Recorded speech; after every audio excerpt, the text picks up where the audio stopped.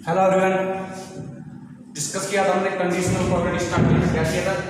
Conditional probability. Okay, conditional probability समझना एक बात को। मैंने तुम्हें एक एग्जांपल दिया था, ठीक है ना? क्या एग्जांपल दिया था? उस एग्जांपल को समझते हैं वापस, ठीक है ना? टॉपिक का नाम क्या था? Conditional probability. ठीक है नहीं?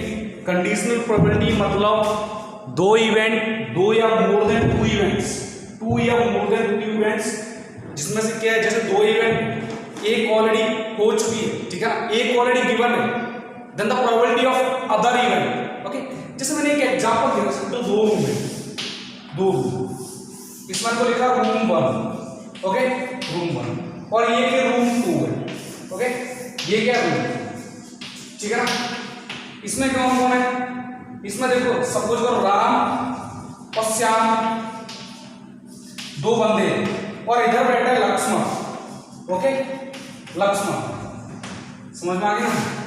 ठीक है ना? लक्ष्मण सही है ना? ओके, अब ये बंदे क्या है, डाइस से खेल रहे हैं, ये लोग क्या है, प्लेइंग डाइस, ठीक है ना? डाइस प्ले किया। अब श्याम, जैसे तुमने डाइस प्ले किया, डाइस प्ले, ठीक है, श्याम को पता लग गया, श्याम को पता चला कि भैया ऑड नंबर आया। क्या है? Odd number. ओके, डाइस से प्लेइंग कर रहे हैं तो ऑड नंबर आया। अब ये ऑड नंबर की इंफॉर्मेशन ले जाके किसको दे रहा है? लक्ष्मण को, ठीक है? यानी कि इसको पता चल चुका है, एक इवेंट ऑलरेडी हो चुका है, एक इवेंट तुम्हें ऑलरेडी गिवन है कि ऑड नंबर आया है। अब उस लक्ष्मण से पूछ रहा है कि देख बेटे लक्ष्मण, देख भाई मेरे लक्ष्मण, देख भाई मेरे लक्ष्मण, कि ऑड नंबर आ चुका है, अब तुझे बताना है कि probability of getting a prime number, probability getting a prime number, prime number की प्रोबेबिलिटी क्या है? तुम क्या बोलोगे? 3। मतलब तुमने बोला कि probability getting a prime number, getting a prime number when odd number has already given, all odd number has already given. Okay, ठीक है ना? या तो बोलो probability odd already has given, then the probability of prime number. अब तुम्हारे पास क्या है? तुम क्या बोलोगे? सेंट्रल स्पेस में पॉसिबल आउटकम है, तुम बोलोगे 1 2 6।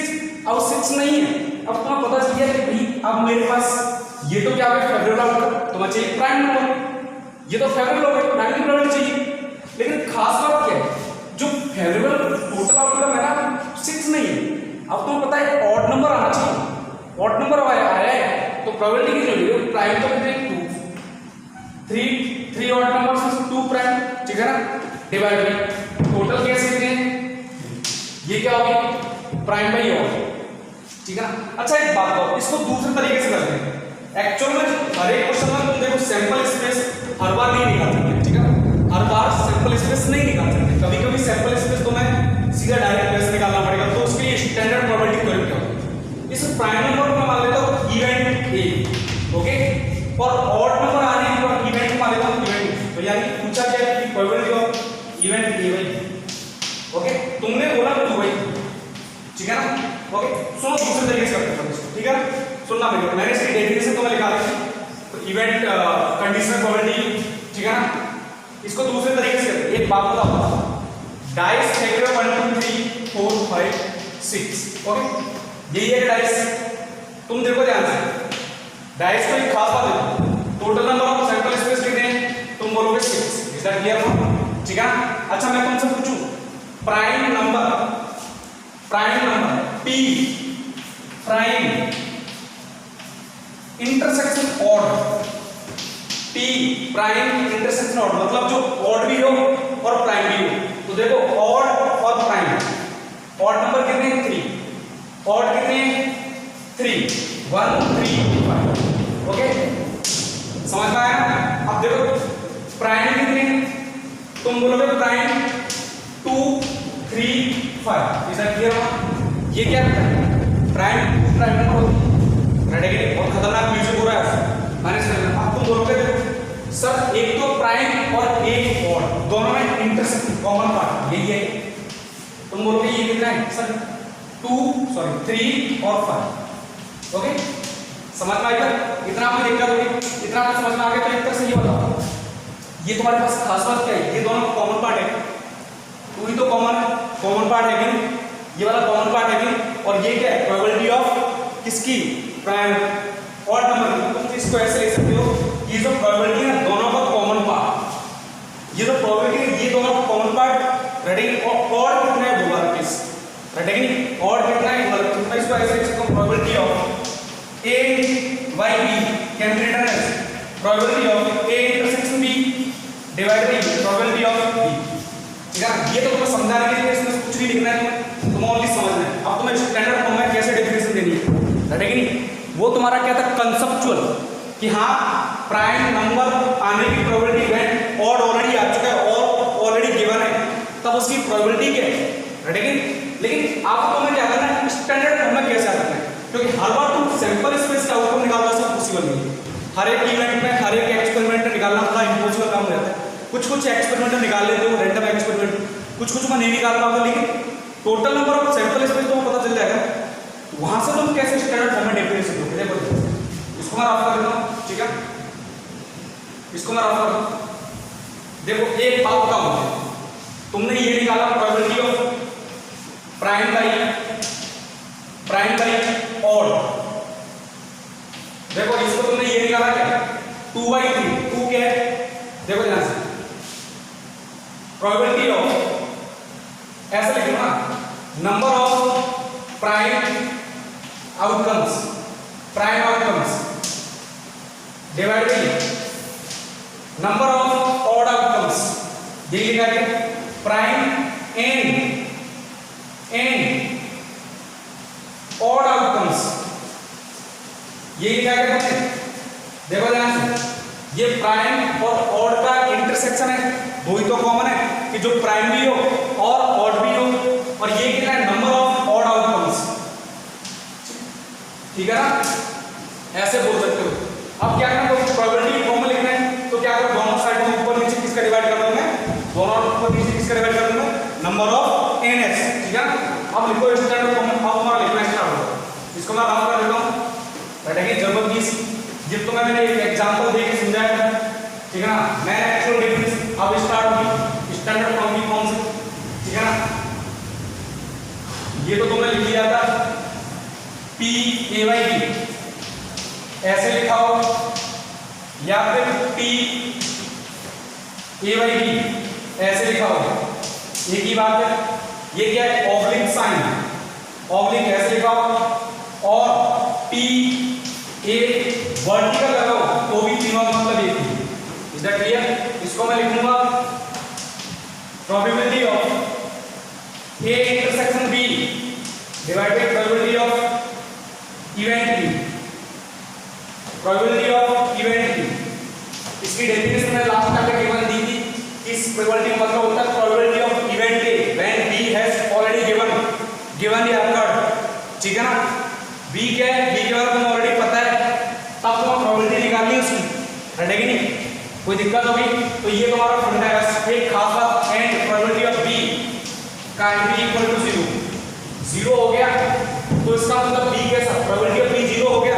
सपोज करो किसी भी केस में प्रोबेबिलिटी 0 हो गया, 0 कौन सी प्रोबेबिलिटी, कौन सी इवेंट का होता है, तुम बोलोगे इवेंट इम्पॉसिबल इवेंट, कौन सी इवेंट, इम्पॉसिबल इवेंट। अगर b इम्पॉसिबल इवेंट हो गया तो कैसे प्रोबेबिलिटी तो निकाल सकते थे, तुम फाइंड ही नहीं कर सकते। इसलिए मैं क्या बोल रहा हूं, प्रोबेबिलिटी ऑफ इवेंट b 0 नहीं होना चाहिए, इसका मतलब b क्या नहीं होना चाहिए, b इम्पॉसिबल इवेंट नहीं होना चाहिए, ठीक है ना, समझ में आया।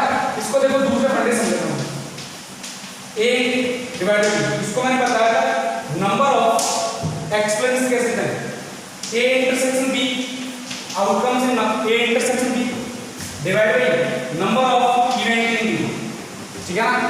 अच्छा, probability of a intersection b a by b कैसे लिखूं, न्यूमरेटर एंड डिनोमिनेटर दोनों जगह किसका डिवाइड कर दूं मैं, ns का, तो number of a intersection b divide bye ns divide by probability nb divide by ns, okay.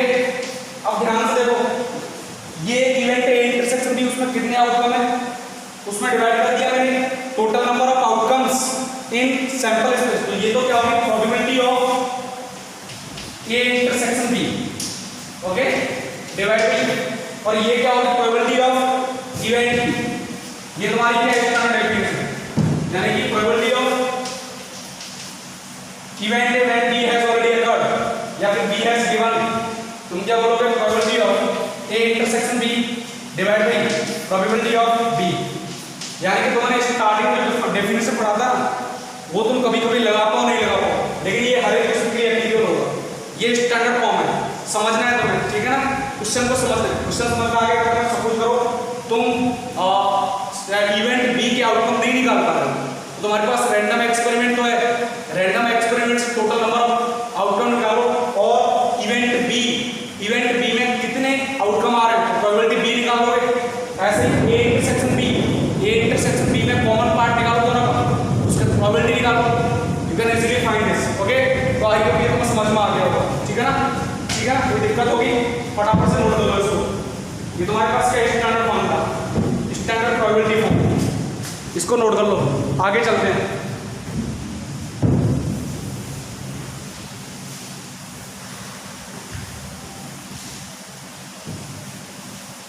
तो पहले इसकी वजह से एक तो क्वेश्चन डिस्कस कर लें जिसको समझ में आ जाए। देखो एक तो क्या होता है, एक होता है एडिशनल प्रोबेबिलिटी, ये एडिशनल नहीं है, ठीक है ना। अभी इसमें तो बहुत आगे चलो तुम, ठीक है। आगे लिखना एक क्वेश्चन लिख लो, इससे समझ में आ जाए तुम्हारे किसका समझ में आ जाए, ठीक है। कहाँ था क्वेश्चन, देखो ना, it is given that, question लिखना, इट इज गिवन दैट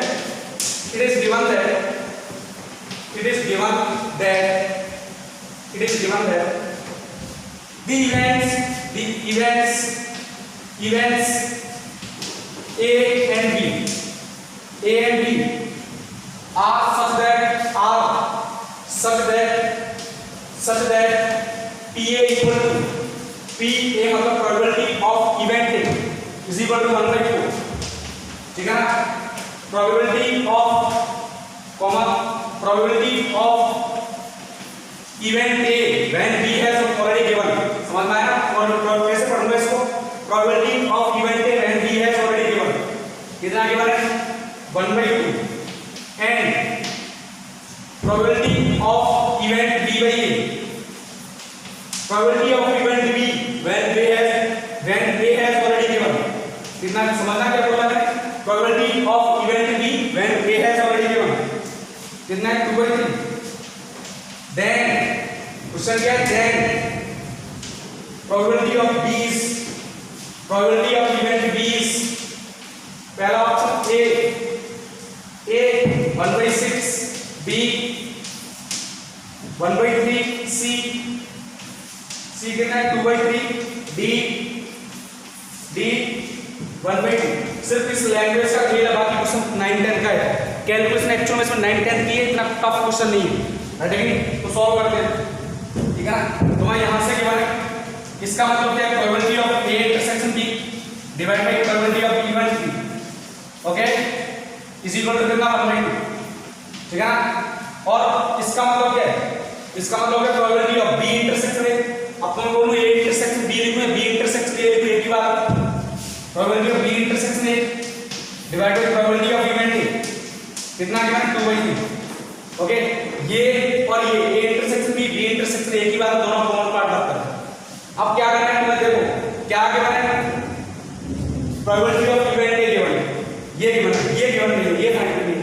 अच्छा एक बात, दोनों का रेशियो निकालोगे तो ये कट जाएगा नहीं, ठीक है। तो रेशियो निकालो, प्रोबेबिलिटी ऑफ B इसमें इसका डिवाइड करो, यानी कि probability of B intersection A divide by probability of event A divide probability इसका डिवाइड करो, probability of A intersection B divide by probability of event B is equal to, ये part कितना है 2/3 एंड दिस इज, ये part कितना है, ये part कितना 1/2, ओके। समझ में आ गया, कोई दिक्कत नहीं, ये तो पार्ट कट गया, दोनों सेम चीज है, ठीक है ना। तो ऑल ओवर फंडा यहां से कितना आ जाएगा, देखो ध्यान से, B ऊपर चला जाएगा, ये देखो 1/T ऐसे 1/T A divide bye 1/T यही फंडा है, तो ये क्या हो जाएगा ऊपर से, तो क्या हो जाएगा probability of event B divide by probability of event A, कितना फंडा होगा, ठीक है ना। ये कितना आ गया देखो 4/3, लेकिन probability of event A already given है, कितना गिवन है 1/4, ठीक है। प्रोबेबिलिटी ऑफ इवेंट A कितना 1/4, तो probability of event B divide by 1/4 equal to कितना 4 डिवाइड बाई 3, ठीक है ना। तो ये इधर क्रॉस प्रोडक्ट हो जाएगा, तो मल्टीप्लाई करना किसका इधर 1/2, तो ये कट गया, कितना आ गया आंसर 1/3। अब देखो 1/3 है क्या ऑप्शन में, A option is the correct, sorry B option is the correct answer. I think समझ में आ गया क्वेश्चन क्या बोलना था, ठीक है ना। जिसको स्टैंडर्ड ये फॉर्म ध्यान है वो इसे इस क्वेश्चन कर देगा, अदरवाइज नहीं कर पाओगे। ये I think sorry JEE main 2013 का है, 2013, ओके। ये है JEE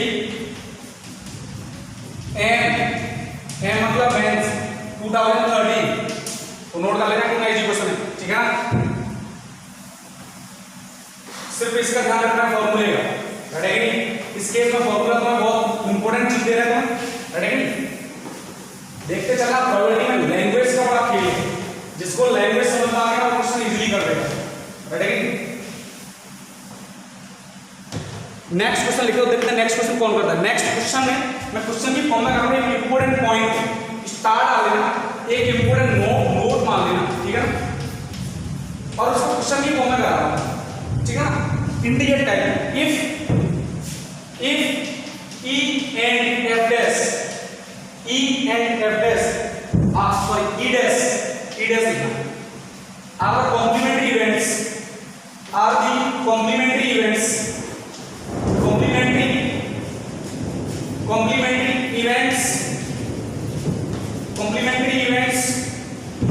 are the complementary events, ठीक है ना, of E and F, of events E and F respectively, ठीक है ना, okay, respectively, full stop. If probability of event F is greater than 0, less than 1, समझ में आया ना। जो F इवेंट है उसकी प्रोबेबिलिटी क्या है, 0 से करके कितना लाई करना है, लाई करके 0 to 2, 0 to 1, ओके, कोई दिक्कत। then find the value of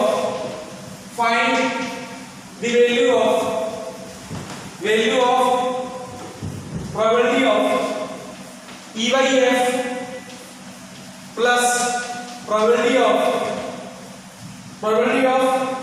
E dash by F, okay. Question समझ में आया, रटेगी नहीं। क्वेश्चन बहुत इजी है, वीडियो पॉज करके एक बार सॉल्व करने का ट्राई करो। इंटीजर टाइप क्वेश्चन 0 से 9 के बीच में इंटीजर आंसर आएगा, ठीक है ना, डिजिट में। और जिसका नहीं है उसको रॉन्ग माइनस में मिलने वाला, माइनस में ध्यान रखना। इंटीजर टाइप में नेगेटिव मार्किंग होने लगती है लास्ट 4 से 5 साल से, ठीक है ना। इस साल भी नेगेटिव मार्किंग मिली, तो कर सकते हो क्वेश्चन को, इजीली कर सकते हो, इतना टफ क्वेश्चन नहीं है, ठीक है ना। तो ट्राई करो, वीडियो पॉज करो, सॉल्व करो, ठीक है ना। तो सबने ट्राई किया होगा, अब मैं करता हूं इसको, ध्यान से कुछ जो गिवन है उसको जोड़ करो, रेडी। ये कितना होता है इसको अगर पता है, probability of E intersection F divided by probability of F, is that clear. Similarly यहां से probability of E dash intersection F divided by probability of F, समझ में आ गया ना। अब यहां एडिशन ले लो एक बार, तो ये फंडा क्या है, प्रोबेबिलिटी ऑफ F प्लस ये कितना है, probability of E intersection F plus probability of E dash intersection F, okay, ठीक है ना। थोड़ा सा मैं इधर ले जा रहा हूं, शिफ्ट कर रहा हूं, बैठेगा नहीं। तुम ध्यान से देखो, probability of E intersection F, यहां पे ये मैंने करवाया हुआ है कि probability of A intersection B can be written as probability of A minus probability of A intersection B, अगर तुम्हें ध्यान हो, ठीक है ना।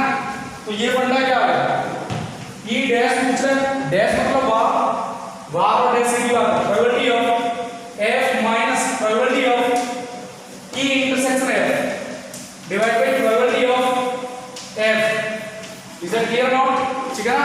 तो भैया ये तो बढ़ गया, PF by PF same by same answer कितना आगे बढ़ा, ठीक है ना, कितना आगे बढ़ा। तो ये चीज कितना रखोगे बन, ये एक इंपॉर्टेंट नोट है, ठीक है ना, तुम्हारे लिए खासकर। अरे कई बार इसमें यूज होगा इसका, इसलिए मैंने उसको क्वेश्चन फॉर्म में लिखा है, ऊपर लिख दिया बोर्ड, ठीक है ना। कोई दिक्कत नहीं, मैं बहुत सारे क्वेश्चन में यूज करूंगा।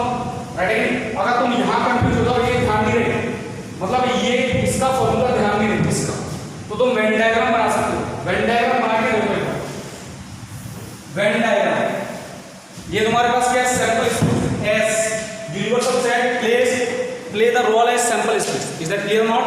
ठीक है ना, ध्यान से देखो, सैंपल स्पेस है वो। अब देखो वेन डायग्राम बना रहे हो, दो इवेंट है ई एंड एफ, ये क्या है ई, ओके, और ये क्या है एफ, ठीक है ना। देखो पूछा क्या है ई डैश एफ इंटरसेक्शन, तो ई डैश तो ये कंप्लीट पार्ट होगा, ये ई को छोड़ के जितना पार्ट में दिख रहा है वो क्या है ई डैश, ठीक है ना, ये कंप्लीट पार्ट क्या है ई डैश, ई को छोड़ के जितना पार्ट ई को छोड़ के ई डैश है।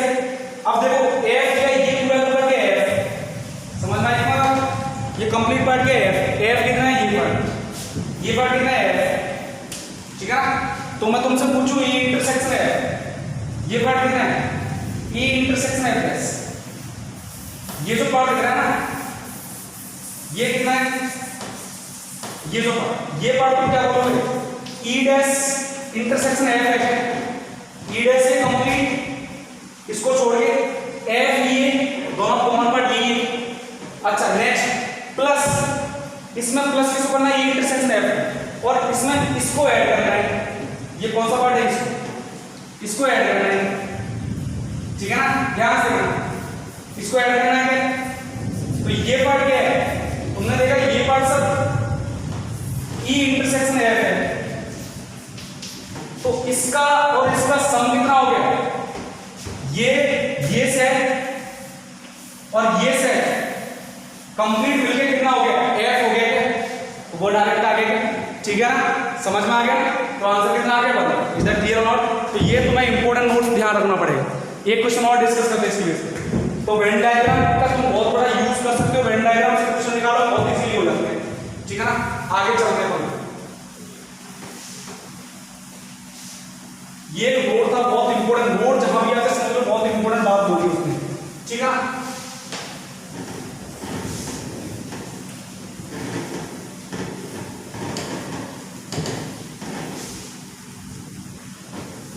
अगला क्वेश्चन, एक और क्वेश्चन लिखा दे, देखते कौन कौन बच्चा करता है, ठीक है ना।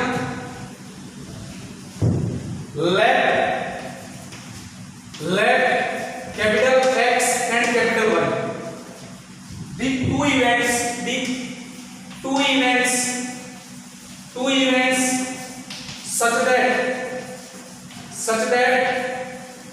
two events such that probability of event x is equal to 1/2, okay, probability of event x when y has already given, या फिर y has already given, इसको कैसे पढ़ूंगा मैं, कितना गिवन है 1/2, ठीक है ना, and probability of y divided by x कितना है 2/5, समझ में आया क्या बोलूंगा, probability of event y when x has already given, मतलब पता है मुझे, then first option a probability of event y is equal to 4/15,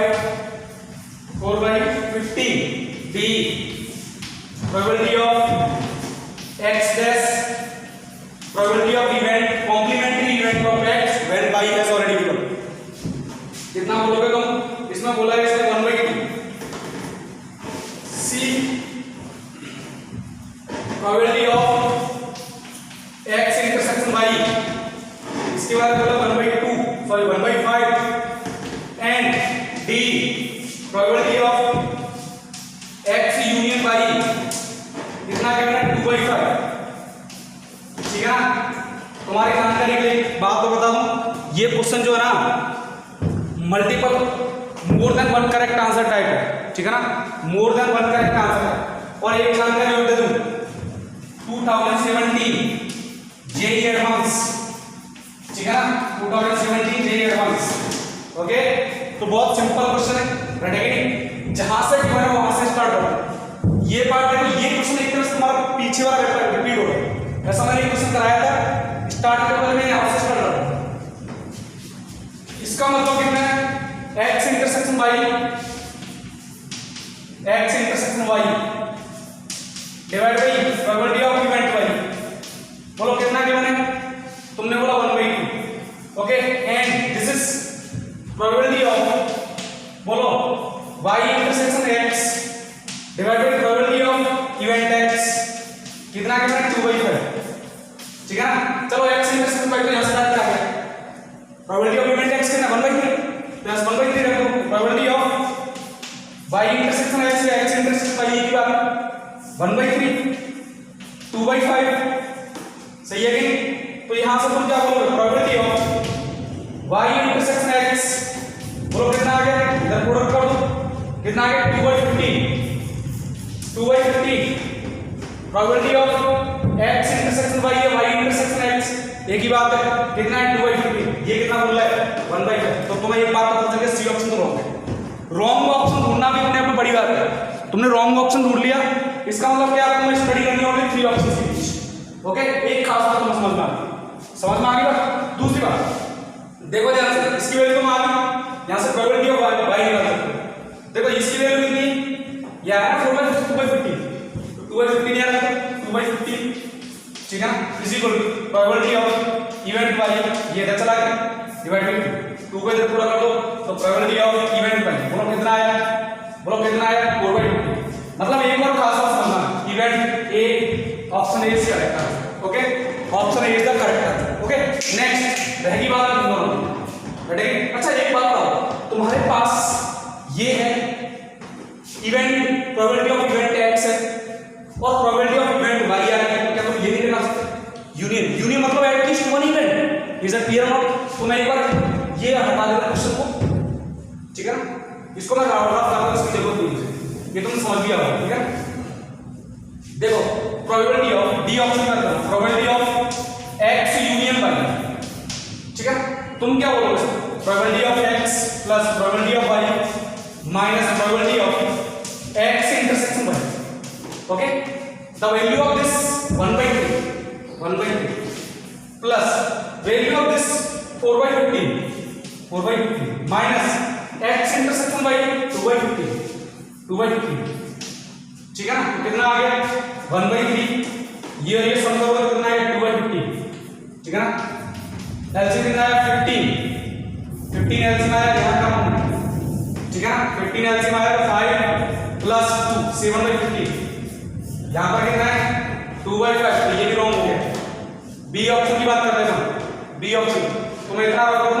अच्छा बी ऑप्शन के लिए देखो मैं यहां कर रहा हूं, ध्यान से देखो क्या पूछा है, probability of x dash divide by y, मतलब probability of complementary event x dash when y is already given. इसका मतलब तुम इसको ये लिख सकते हो, probability of x dash intersection y divide by probability of event y, and you already know about the formula of this, it can be written as probability of event y minus probability of, अच्छा देखो चाहो तो ऐसे करो, चाहो तो इसको एक और तरीका है, x intersection y divide bye event y। Okay, समझ में आ गया तो, ठीक है ना। कोई दिक्कत होगी तो मैं इसको रफ कर देता हूं, अब तुम इजीली निकाल सकते हो, इसको रफ कर दो, ठीक है ना। देखो ध्यान से, फंडा क्या है 1 minus probability of x intersection y divide by probability of event y, मतलब ये आ गया 1 minus probability of x upon y, right है कि नहीं, सही है ना। इसकी वैल्यू कितनी, देखो इसकी वैल्यू ये बनेगी कितना 1/2, तो 1 माइनस 1/2 कितना आ गया 1/2, हमारा आंसर कितना है, इसकी वैल्यू 1/2 आ गई, लेकिन ये कितना बोला है 1/2 बोला है, इसका मतलब बी ऑप्शन करेक्ट। तो कौन कौन सा ऑप्शन करेक्ट है, ए बी, ठीक है ना। इसको देखो तुम ये सारा फंडा नहीं ना, तुम इसकी वजह ऐसे कर लेते, मैंने अभी भी लास्ट नोट लिखाया था, last note in the question form क्या लिखाया था, probability of EYF plus probability of E dash YF कितना था सम 1, तो मैं यही तो लिखा, देखो ये गिवन है और पूछा क्या है, उल्टा पूछा इसका रेसिप्रो, ठीक है। तो निकाल सकते हो इधर बैठ 1 माइनस 1, समझ में आ गया। तो कौन कौन सा ऑप्शन करेक्ट है, A and B, is that clear not. तो कौन सी आएगी, जे अगर 70 मल्टीपल करेक्ट है, कितना सिंपल क्वेश्चन है, राइट, सिर्फ स्टैंडर्ड फॉर्म की फॉर्मूलाज यूज करते हैं, इज दैट क्लियर नॉट, ठीक है ना, ठीक है ना, all clear, okay, all right, आगे चलते हैं, ठीक है। ओके नेक्स्ट से डिस्कस करते हैं।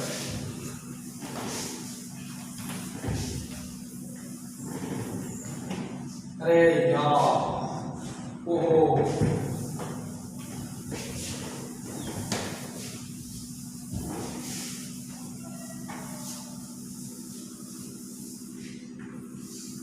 नेक्स्ट क्या है?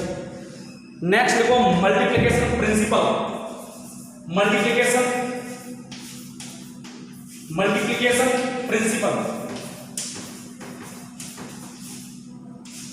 ठीक है ना? कुछ नहीं करना, सिंपल है, बिल्कुल इजी। अब तुम्हें यहां से आगे डिपेंडेंट इंडिपेंडेंट इवेंट का कुछ यूज करूंगा मैं, ठीक है ना? पहले मल्टीप्लिकेशन करना पड़ता है।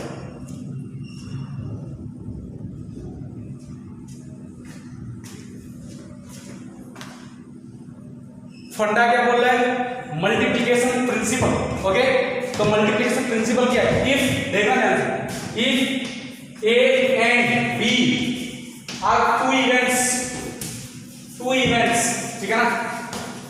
And B is not equal to 5 means probability of event B is not equal to 0, ठीक है ना? देन, अब सुनिएगा, then probability of event A, ठीक है? तुम्हें इतना तो पता ही है, मैं देखो यहां समझाता हूं।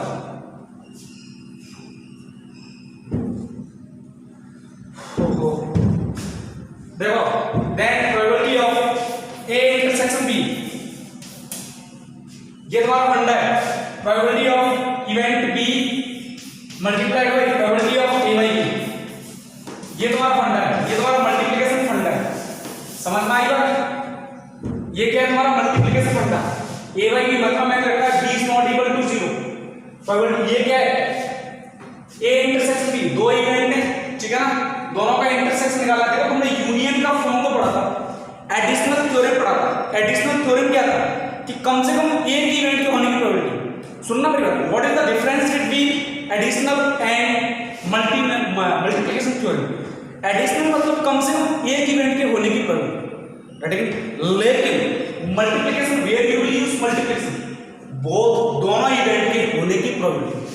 ए इंटरसेक्शन में तो दोनों ही होने चाहिए, समझना मेरी बात? लैंग्वेज क्या बोल रहा हूं मैं? एडिशनल प्रोबेबिलिटी थ्योरम में यू विल यूज कि एटलीस्ट वन इवेंट होने की प्रोबेबिलिटी क्या है, ठीक है ना? But in case of multiplication you will use what will the probability and both the events, दोनों इवेंट होने चाहिए। अब ये आपको कैसे इसका फॉर्मूला पता है? इसका मतलब ये कैसा आएगा? Probability of both the event A and B will be probability of event B into probability of event A when B has given. समझ में? क्या बोलूंगा? Probability of both event A and B will be probability of event B into probability of event A when B has already given. देखो कैसे आता है? Probability of event B into probability of A intersection B divide by probability of B. लेकिन B 5 ही होना चाहिए। अगर B 5 हो गया तो प्रोबेबिलिटी ऑफ बी क्या हो जाएगा? 0, बिकॉज़ 5 इम्पॉसिबल इवेंट हो गया ना, ये कट गया क्या? That's it. ओके, अच्छा एक और दूसरा केस में ऐसे पढ़ सकते हो, if A is not equal to 5, ठीक है ना? इसका मतलब A is not equal to 0, तो तुम ये भी निकाल सकते हो probability of A intersection B. अगर तुम्हारे पास ये गिवन हो, probability of A into probability of B by A, ये कब यूज करोगे? जब ए बाई बी गिवन हो, और ये कब यूज करोगे? जब बी बाई ए गिवन हो। राइट है कि नहीं? समझ में आया ना? देखो यूज करो प्रोबेबिलिटी ऑफ ए इनटू, इसका मतलब B intersection A divide by A, ठीक है ना? राइट है कि नहीं? तो समझ में आया ना what is the difference between multiplication and additional probability theorem? Additional probability theorem मतलब एटलीस्ट वन इवेंट, या तो ए या बी या फिर दोनों। लेकिन यहां पर क्या है? दोनों ही होने चाहिए। अगर दोनों केस आ गया तो क्या बोलेगा कि भाई मल्टीप्लिकेशन थ्योरम यूज करनी, ठीक है ना? आइए तुम्हें इतना समझ में आ गया, आगे चलते हैं, ठीक है? ओके, अब ये तो कहते 2 इवेंट है, 3 इवेंट हो जाए तो एबीसी 3 इवेंट हो जाए, तब क्या करूंगा? ठीक है ना? मल्टीप्लिकेशन थ्योरम फॉर 3 इवेंट्स, जैसे तुमने एडिशनल थ्योरम के लिए 3 इवेंट के लगाया था क्या? ए probability of A union B union C, तुमने क्या लिखा था? Probability of A plus probability of B plus probability of C minus probability of A intersection B minus probability of B intersection C minus probability of C intersection A plus probability of A intersection B intersection C. लिखा था क्या? लेकिन अगर तीनों की एक साथ पूछ ले कि what will be the probability of A B C, दोनों तीनों ही होनी चाहिए, तब क्या करोगे मल्टीप्लिकेशन थ्योरम यूज करोगे, ठीक है ना। देखो वो कैसे करूंगा, सुनिएगा, A B and C next point and C are three events,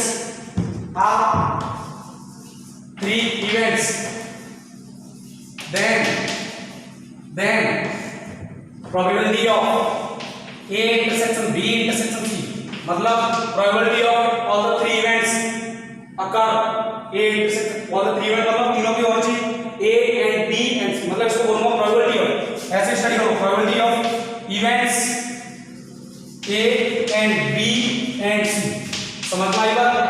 ऐसे पढ़ूंगा मैं, ऐसे लास्ट वाले क्या पढ़ूंगा, probability of A and B, लेकिन अगर एटलीस्ट वन पूछे तो क्या होता है प्रोबेबिलिटी ऑफ ए और बी और सी, एटलीस्ट वन केस में, तो वो फंडा क्या आ जाएगा एडिशनल प्रोबेबिलिटी थ्योरम, लेकिन ये फंडा क्या आएगा मल्टीप्लिकेशन प्रोबेबिलिटी थ्योरम। इसको कैसे लिखना है, probability of event A into probability of A by B, मतलब probability of event A into probability of event A when B has already given, probability of event A when B has already given into probability of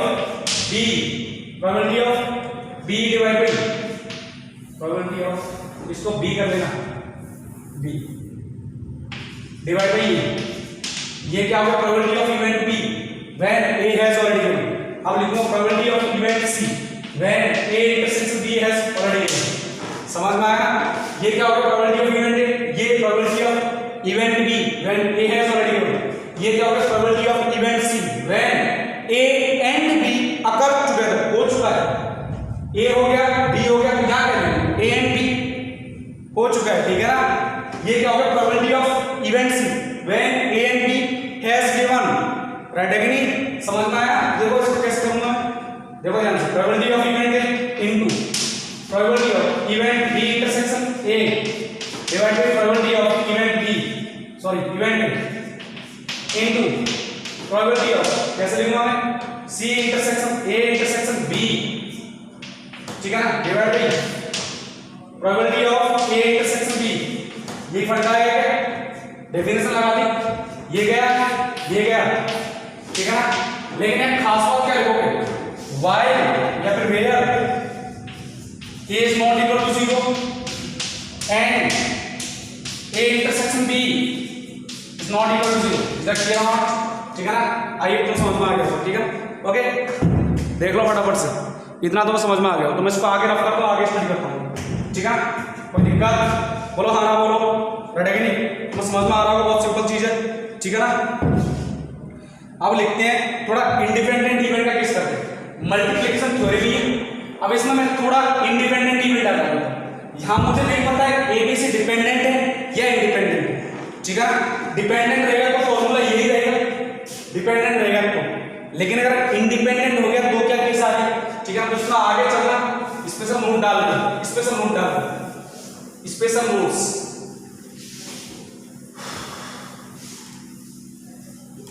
special notes डालना, इसी का ये multiplication theorem है। If पहला, if A and B are independent events, question तो language को समझना, independent events. अब इंडिपेंडेंट इवेंट के साथ तो मैं तुमसे एक बात करूं, probability of event is equal to probability of event ही होगा। कुछ बच्चे तो कंफ्यूज हो गए सर कैसे हुआ, अब बोलोगे कैसे बस हुआ। अब यहाँ पर एक बात की नॉलेज होगी, बहुत सारे बच्चे कंफ्यूज होंगे कैसे हो गया सर, ये तो sir probability of A intersection B divide by D होता है नहीं, तो ये ऐसे इक्वल कैसे होगा। मैंने कहा मेरे लाभ, ये क्या है कंडीशनल प्रोबेबिलिटी। कंडीशनल प्रोबेबिलिटी कैसे, probability of event A when B has already given. लेकिन एक बात बताओ, ए एंड बी कैसे इंडिपेंडेंट इवेंट, इंडिपेंडेंट इवेंट कैसे, जैसे मैंने एक कॉइन फेंका और मुझे पता है फर्स्ट थ्रोन में हेड ही आना है, मेरे को एक इवेंट पता है, इवेंट बी जिसको बोलूंगा, I already know it is already given that in first throw it will be head, then what will be the probability in second throw, it will be tail. तो बताओ probability कितनी होगी, second throw में tell आने की probability 1/2 होगी, भले ही first throw में हेड आया है, क्या फर्क पड़ रहा है, कोई फर्क पड़ेगा क्या? समझना मेरी बात को, नहीं समझ में वापस समझ। तुमने कोइन फेंका, इधर बैठा है राम और इधर बैठा है लक्ष्मण, ठीक है ना? ऐसे सोचो क्या करेंगे? चलो ये है सिर्फ ये बन, इनके बीच में कोई जो भी इन्होंने क्या किया फेंका, हेड दोनों सोच गए, 2 बार फेंका, ठीक है? इवेंट ए है, इवेंट बी मानो, event B head in first form, सुनना मेरी बात, फर्स्ट फॉर्म है कि ये हेड इन फर्स्ट फॉर्म, तो प्रोबेबिलिटी कितना होगा, प्रोबेबिलिटी ऑफ बी कितना होगा, फर्स्ट, सुनना मुझे। अब सेकंड थ्रो कर रहा है, probability of event A when B has already given, B has already given मतलब फर्स्ट थ्रो में हेड आ चुका है, फर्स्ट थ्रो में हेड आ चुका है, then what will be the probability that it will be a tail, ठीक है ना? टेल इन सेकंड थ्रो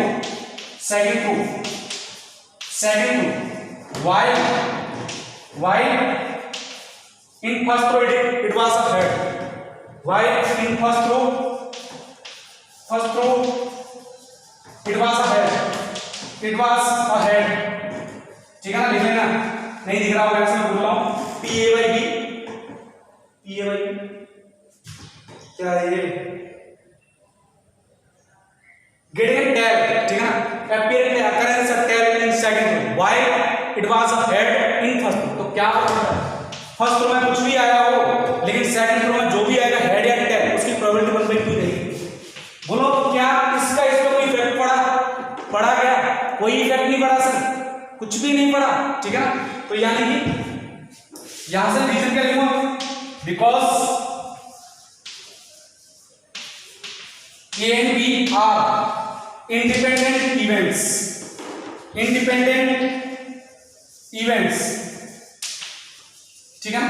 अरे तुम्हें ऐसे समझिए तो समझो, ये समझने के एग्जांपल लिखने साइड, ठीक है ना? ठीक है ना? मैंने क्या किया, throwing a coin, getting first event B, getting head in first throw and getting and probability A by B, मतलब प्रोबेबिलिटी मुझे पता चला इवेंट बी क्या है, फर्स्ट थ्रो में क्या है, ए बाई बी, मतलब वाइल बी मतलब हेड आ चुका है, then the probability second throw that it will be a tail, तो वो तो 1/2 रहेगा, ठीक है ना? अब देखो मैंने क्या किया, डाइस फेंक रहा हूं, डाइस रेडी, उस डाइस को मैं 2 या 3 बार फेंक रहा, मैंने बोला मैं 2 बार फेंकूंगा, कितनी बार फेंक रहा हूं, 2 बार, सुनना मेरी बात। अब तुम्हारे पास फर्स्ट थ्रो है, फर्स्ट इवेंट सुनना, मैं डाइस फेंका, फर्स्ट इवेंट क्या बोल रहा है कि फर्स्ट थ्रो में क्या आना चाहिए, ऑड नंबर आना चाहिए, first throw event A, event B में फर्स्ट थ्रो में ऑड नंबर 135, इसकी प्रोबेबिलिटी कितनी होगी, 1/2, समझ में आ रहा है? Total outcome favourite outcome 3 divide by total कितने 6, इज दैट क्लियर ना? लेकिन अब अगर मैंने बोल दूं कि फर्स्ट थ्रो में मुझे पता है ऑड नंबर ही आएगा, फर्स्ट थ्रो में कितना ऑड नंबर, सेकंड थ्रो में मैं बोला कि probability getting even number in second throw while in first throw it was an odd number, सुनना मेरी बात, मतलब मुझे पता चल गया फर्स्ट थ्रो में क्या एक ऑड नंबर थी, ठीक है ना? तो मैं क्या बोलूं, द प्रोबेबिलिटी ऑफ, इसको मैंने बोल दिया event getting an even number in second throw, ये हो गया प्रोबेबिलिटी इवेंट क्या है, getting an even number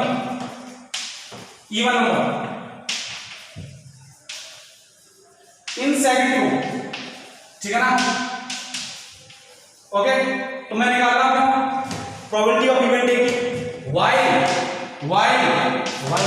it was an odd number in first throw, तो पता चल गया मुझे, तो कितनी इसकी प्रोबेबिलिटी अगेन कितनी रही 1/2, क्योंकि अब मेरे पास पहले ऑड आया तो मुझे क्या फर्क पड़ रहा है, सेकंड में तो मेरे पास केस तो 6 ही रहेंगे, 6 में से इवन नंबर 3 आने वाले हैं, तो 3/6, तो अगेन कितना 1/2, मुझे बताओ क्या इस इवेंट का इससे फर्क पड़ा, no effect, that means it is these are independent events, इनका इन पे कोई फर्क नहीं पड़ रहा, इनके अकरेंस और नॉन अकरेंस का एक दूसरे पे कोई फर्क नहीं पड़ रहा, मैंने बताया था डिपेंडेंट इंडिपेंडेंट इवेंट कि एक दूसरे के अकरेंस और नॉन अकरेंस पर कोई फर्क ना पड़े, that type of events are known as independent event. Okay, if you remember about this from the previous class. Okay, तो आगे चलते हैं। तो ये समझ में आ गया होगा, ये तो मैं लिख लिया होगा, ठीक है ना, मेरी लैंग्वेज में बोल दी, समझ में आ गया, वीडियो पर ध्यान से देखना, ठीक है ना, अदरवाइज बहुत दिक्कत होगी। रेडी? तो मुझे बताओ, अब अगर तुमसे मैं पूछूं कि प्रोबेबिलिटी ऑफ देन, ये आ गया, इतना समझ में आ गया। अब यहां से क्या statement, then probability of A intersection B, A intersection B, तुम्हें पता है ये कितना होता है, probability of A into probability of B लिखना, क्योंकि मुझे क्या करना है, ए बाई बी मतलब यहाँ बी का मल्टीप्लाई होगा, तो क्या लिखूं, probability of A by B. सही है क्या?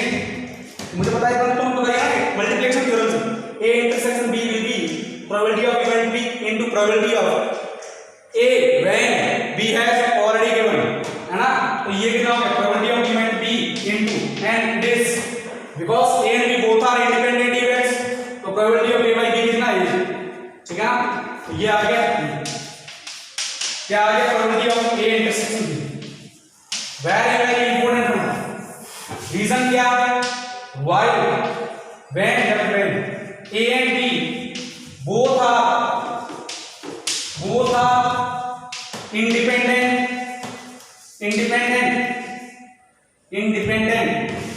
इवेंट्स। समझ में आएगा, ये बहुत इंपॉर्टेंट पॉइंट है, ठीक है।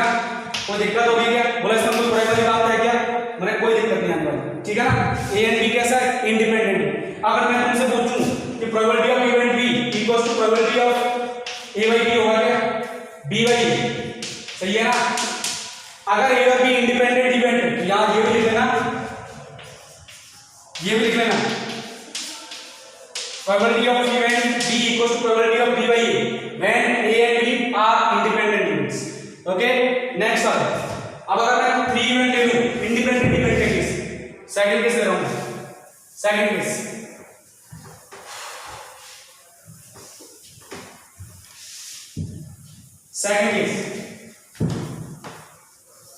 second case A, B and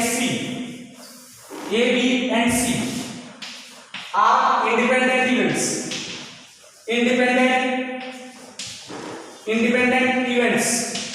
okay, then मुझे एक बात बताओ कि probability of A by B कितना होगा, प्रोबेबिलिटी ऑफ A होगा क्या, ए और बी कैसे इंडिपेंडेंट, ये मैं समझाया था। प्रोबेबिलिटी ऑफ बी बाई ए भी कितना है, तुम बोलो बी आएगा, ठीक है ना, इंडिपेंडेंट इवेंट्स। कल को कोई पूछ ले probability of C by A intersection B कितना होगा, probability of C A B C तीनों कैसे इंडिपेंडेंट इवेंट। अरे ये क्या है, probability of event C divided by probability of event C when A and B has occurred, A and B has अगर and मतलब इंटरसेक्शन, तो कितना होगा, इंडिपेंडेंट इवेंट। तो मैं तुमसे पूछूं probability of A intersection B intersection C, तुमने मुझे बताया था कि probability of A into probability of B लिख लेना इसको, क्योंकि B बाई A की फॉर्म है, A बाई B की फॉर्म है। अगर A बाई B की फॉर्म लिख रहे हो तो B लिखना, क्योंकि नीचे कितना है B, और अगर B बाई A की फॉर्म लिख रहे हो तो A लिखना, ठीक है ना। ये कितना है, probability of B by A by B into probability of C by A intersection B, बैठे कि नहीं, तो दिक्कत। अब ये कितना है, probability of A, probability of B into this is probability of A, is that clear one? This is probability of C, बैठे कि नहीं, into probability of C। तो यहाँ समझ में आ गया कि probability of A intersection B intersection C is equal to probability of A into probability of B into probability of C। Reason क्या, कंडीशन क्या है, when A B C all three are independent events, when A, B and C all three are independent events, okay, is that clear not? अब मैं तुमसे एक बात बोलूं, अगर इवेंट 4 भी होती है ना, 4, तुम क्या बोलते, 4 इवेंट होती है, 4, चार, A intersection B intersection C intersection D, अगर चारों के चारों इंडिपेंडेंट है तब क्या था सम, तब क्या था product, A probability of A, probability of B, probability of C, probability of D, ठीक है। कितनी भी इवेंट होती है लेकिन अगर इंडिपेंडेंट है तो उनका इंटरसेक्शन कितना, इतना, ठीक है ना। तो आइए समझना आ गया होगा कि what is the difference between additional probability theorem and multiplication probability theorem. Additional probability theorem is generally used for at least one finding at least probability of at least one event, right है कि नहीं, कम से कम एक event की probability। and multiplication theorem is generally used for finding the probability of all the events a or b, a and b and like that, a and b and c, right है कि नहीं। और इन सब के लिए कौन पढ़ना है, conditional probability theorem. Conditional probability theorem concept में समझ में आ गया, what I want to say, what the question want to say, what the concept क्या है, ये तो समझ में आ गया। वेरी वेरी इंपॉर्टेंट, मतलब लैंग्वेज कितने तरीके से चेंज होती है, तो ये चीज समझना बहुत जरूरी है। लैंग्वेज को कैसे घुमाना है, ठीक है, लैंग्वेज समझ में आ गया तो क्वेश्चन बहुत इजी है। और एक बात तुमने नोटिस की, स्टार्टिंग की जो क्लास थी ना उनमें मैं पीएनसी यूज कर रहा था, यहाँ कहीं पीएनसी का यूज नहीं हो रहा, ठीक है ना। मतलब तुम लग जाए क्वेश्चन देखते लैंग्वेज में, हाँ भाई पीएनसी का यूज होगा कि नहीं, और तुम देखना कंडीशनल प्रोबेबिलिटी बहुत कम, रेयर केस में मेरे हिसाब से पीएनसी का यूज होगा ही नहीं इसमें, ठीक है ना। तो आज के लिए इतना ही काफी। मैं बोलूँगा कि वीडियो को कंप्लीट देखा करो, इससे क्या तुम समझ में आए, बहुत सिंपल, इसको बिल्कुल भी चीज स्किप नहीं करनी, और क्वेश्चन आते ही वीडियो को पॉज करो, पहले तुम खुद सॉल्व किया करो, उसके बाद देखा करो सॉल्यूशन, ओके। तो आई होप तुम समझ में आ गया होगा, ऑलराइट। तो अपन नेक्स्ट क्लास मिलते हैं, ठीक है ना।